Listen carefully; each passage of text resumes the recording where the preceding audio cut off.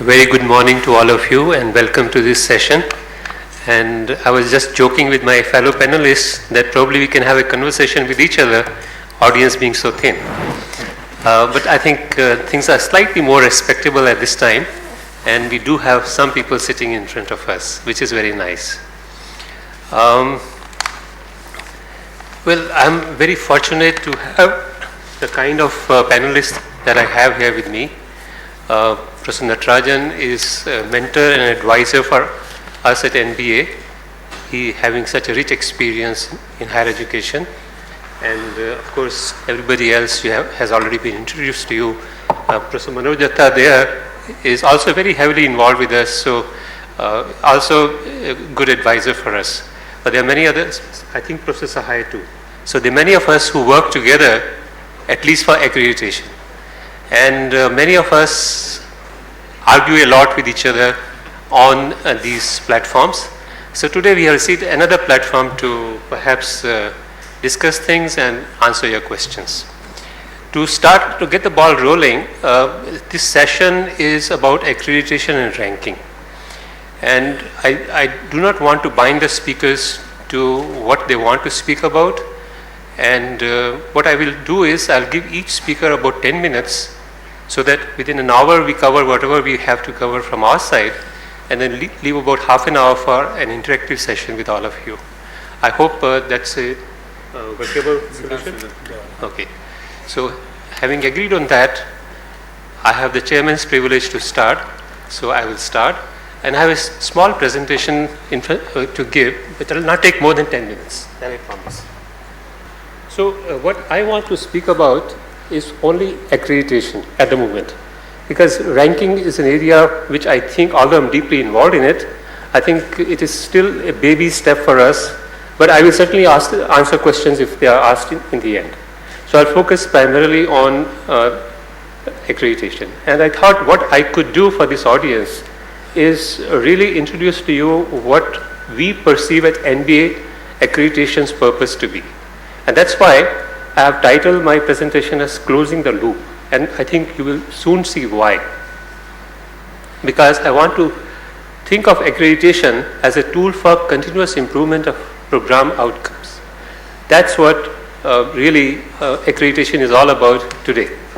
And just to give you a formal definition, accreditation refers to a process by which an institution which is being looked at is given a seal of approval by stakeholders in its activities, particularly in terms of whether they meet their expectations or not. So there are stakeholders, they have expectations, and basically you are giving a seal of approval, yes, what you are doing is fine. And stakeholders here refers to students, government, industry, faculty, and so on. But in my perception, accreditation goes well beyond that certificate that the institution earns. Therefore, I would not consider this certification to be the main aim of accreditation. For us, it's a process which encourages continuous look at how you teach, what is its impact, and how to achieve the set objectives better. It should lead to a continuous improvement system. And if I were to stick to this philosophy, let me tell you what NBA does, a top level view of that.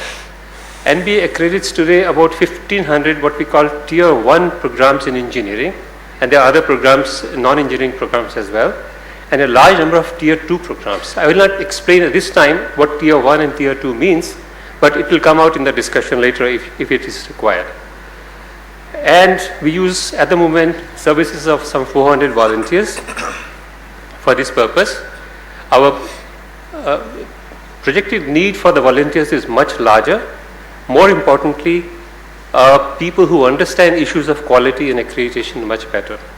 So one of the purposes of this panel discussion is to identify the challenges and think of the future ahead. So I would project this as one of the important challenges for us in accreditation. How do we develop quality and consistency of accreditation, which ultimately depends on the quality of volunteers that we deploy for this purpose.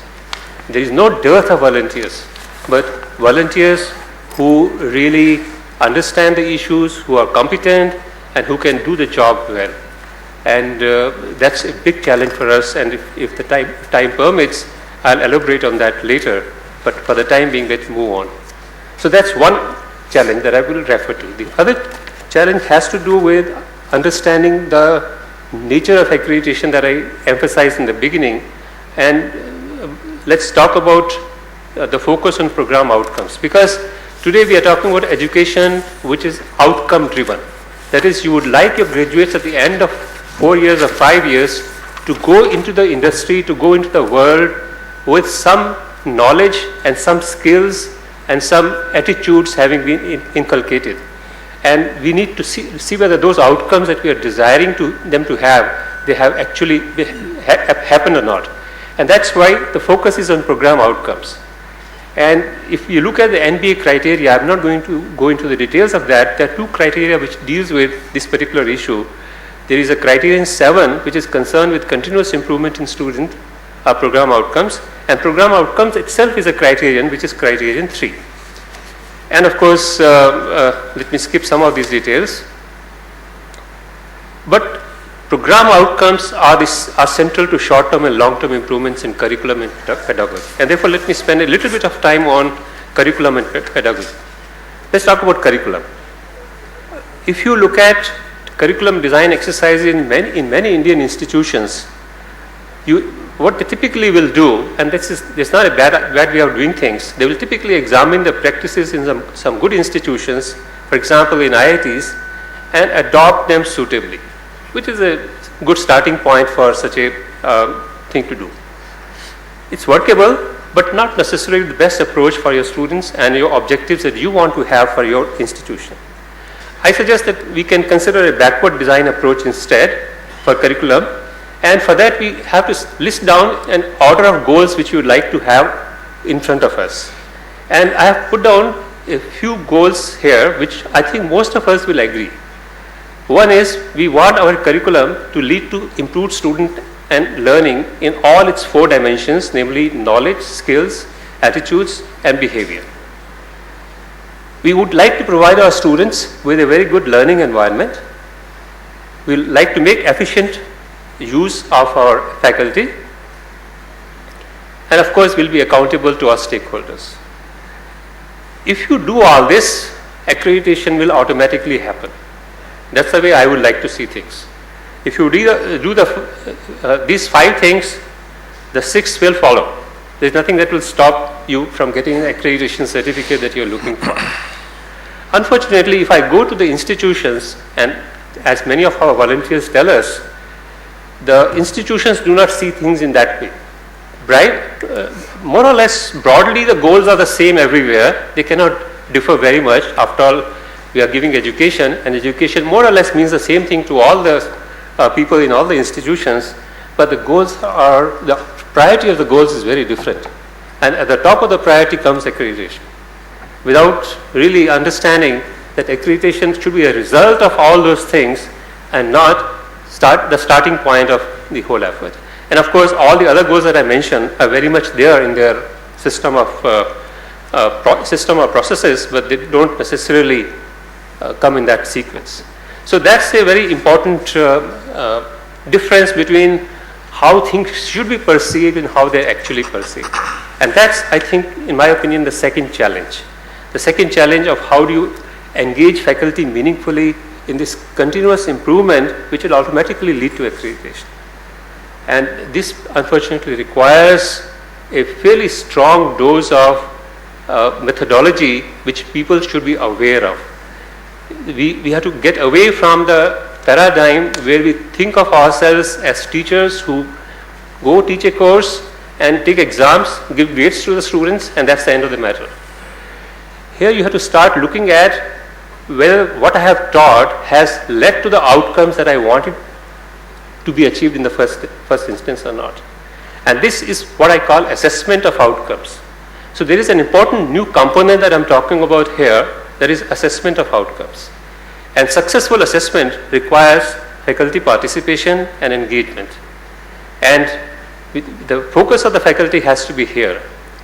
Instead of What do we have to get NBA accreditation? The focus has to be how can we effect improved student learning and therefore better attainment of outcomes that are required.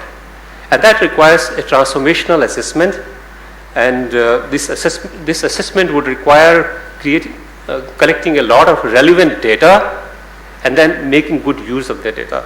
I think I'll skip most of the slides so that I don't want to take all my time. I'll just look at one more criterion which is important here in the discussion, and that is the criterion 7. And I'll pick up a statement which is actually taken from Abbott and not from NBA, because it's very, very informative statement. So this is what the program must do to be a successful program in terms of accreditation. The program must regularly, and the emphasis is mine. The statement is from Abbott, but the emphasis is mine. The program must regularly use appropriate documented processes for assessing and evaluating the extent to which the student outcomes are being attained. The results of these evaluations must be systematically utilized as input for the continuous improvement of the program. Other available information may also be used to assist in the continuous improvement of the program. So you can see the emphasis points, and that's, in my opinion, the essence of accreditation. If you're doing all these things, things will naturally go up and up. So that's what I call closing the loop. Unfortunately, although this is something that we will all relate to, it's also the weakest link in our experience in most institutions seeking accreditation today, because they fail to spend enough effort and time in closing this loop in the manner that I just discussed. And I've come from an IIT system. I would say this is true even to some extent for the IITs, because they don't do it in so formal. So they have a large collection, large pool of good faculty, so they happen to do things right, but they don't necessarily have a system to do things right. And there are many reasons for this weakness. I will not go into all that. And the more important thing is, this is the second challenge I'm referring to. Institutions have to change their attitudes. Faculty have to change their attitudes if accreditation is to be really successful. We have to go from a paradigm of grading to a paradigm of assessment. We have to go from just scoring right or wrong answers to understanding the whole reasoning process of the student. Instead of comparing students with each other, we have to focus on comparisons of students with respect to the outcomes that they are supposed to have achieved, whether they are there or not. And instead of this being an add-on exercise once in a while, it has to be a continuous exercise. So this is something that I would refer to as a second important challenge for accreditation. And towards both these challenges, I just want to make a statement that NBA is very, very aware of both these challenges, and as a result, we have two parallel efforts going on. One, a massive effort on the development of content for training of evaluators who go for accreditation. That's to address the first challenge. To address the second challenge, we are conducting a very large number of exercises, practically in every state, with very large participation of colleges and institutions from each state, to spread this awareness, to spread the methods of assessment that they need to develop within the institutions, and to spread the culture of continuous improvement. I'll stop here. Thank you very much for your kind attention.